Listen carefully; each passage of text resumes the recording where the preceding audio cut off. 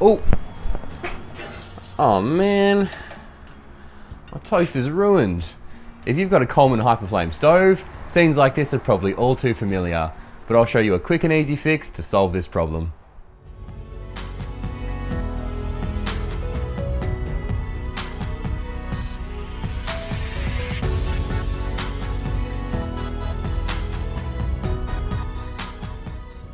What's up guys, we're back in the garage again today for another episode of the workshop series. It's a pretty good day to be in the garage too, because we've got the worst storm in about 5 years rolling in this afternoon. You can already see those clouds coming across. Anyway, today we're going to be tackling a pretty common tweak for the Coleman Hyperflame stove, and that's adjusting these burners to gain more control over the temperature. Whenever these cookers get mentioned online, every second comment is always someone saying that you can't set the flame low, and they're 100% correct. So let me show you what I mean. So I've already done what we're going to be running through today to this left-hand burner, so we can do a before and after comparison right now.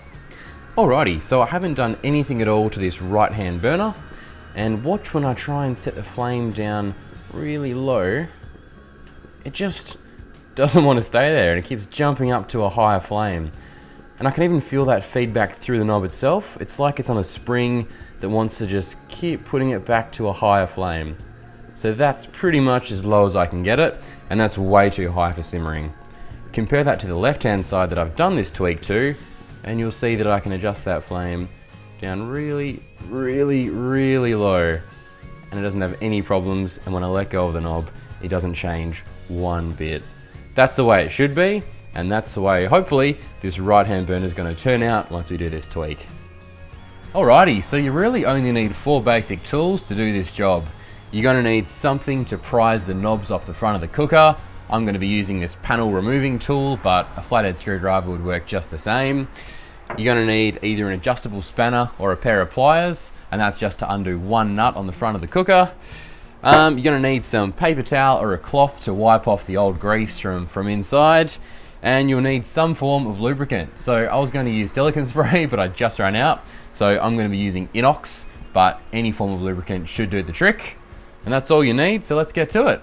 Okay, so first things first, you want to make sure your gas bottle's turned off, and you're going to want to disconnect your gas hose from your cooker just to be safe.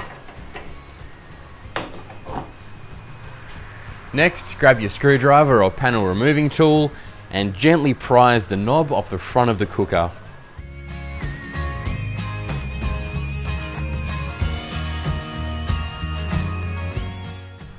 Next, grab your pliers, and you want to just undo that small nut on the front of the cooker there.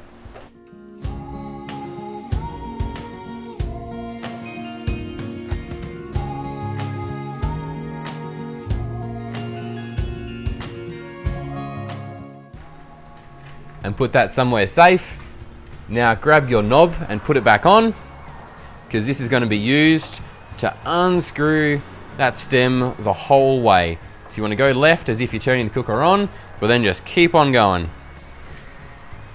Once you've unscrewed it the whole way, it will come out the front, and you'll be able to see all that old grease that Coleman put in, which is causing the problem. So now you want to take your paper towel and just give that a wipe over.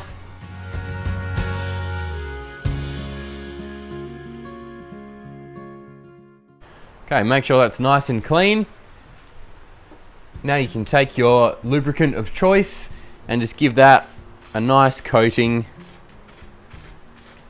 like so. And that's literally all there is to it.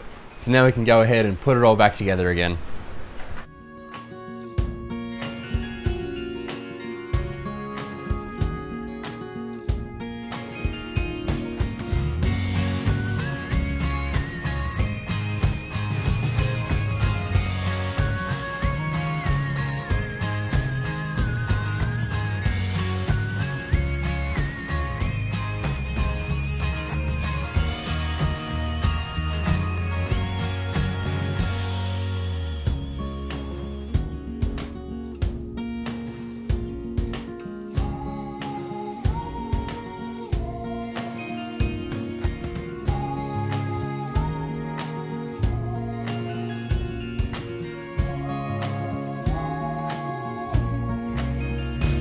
Alrighty, so she's all back together.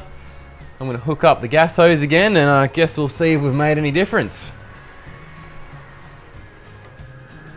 So I've taken that wind deflector off again just to make it a bit easier to see the flame. And let's see what happens when we try and adjust this down nice and low now. Look at that, unreal. Not only does it let us set that flame so much lower than before, look at that, it's barely on, it's flickering. But when I let go, it doesn't spring back at all. We can set it as low as we want, and it's going to stay exactly where it is when you take your hand off the knob. Unreal. That was literally a 2-minute job that anyone can do and makes these cookers so much better to live with on a daily basis.